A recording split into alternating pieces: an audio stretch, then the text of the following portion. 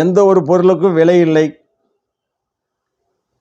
அப்படின்னு தெரிஞ்சு போச்சுன்னா, ஒரு சில நேர்மையற்ற விவசாயிகள், வியாபாரிகள் தாங்கள் உற்பத்தி செய்து வைத்திருக்கும் பழமையான காய்கறிகளை, தக்காளிகளை ஆற்றில் வீசுகிறார்கள்.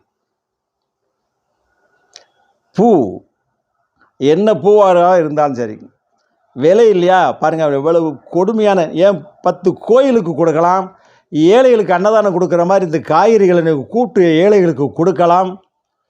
அது அழுகி போன காய்களை தான் தூர போடுறீங்களா, கெட்டுப்போன பூ தான் தூர போடுறீங்களா? எதற்காக இந்த எதிர்ப்பு போராட்டங்கள்? இதே தங்கமாக இருந்தால் தூக்கி எறிவார்களா? தங்க நகைக்கடைக்காரர்கள் தங்கம் விலை வீழ்ச்சி அடைந்து விட்டது, இந்த தங்கத்தை எல்லாம் தூக்கி தெருவிலை வீசுவார்களா? தங்கத்தை போன்றது உணவுப் பொருட்கள், பல நாடுகளை பாருங்கள், உணவில்லை, மக்கள் கஷ்டப்படுகிறார்கள். விவசாயிகளே திருந்துங்கள், விலை இல்லாததை விலையுள்ள மக்களுக்கு கொடுங்கள் அப்படின்னு மக்கள் கேட்குறாங்க.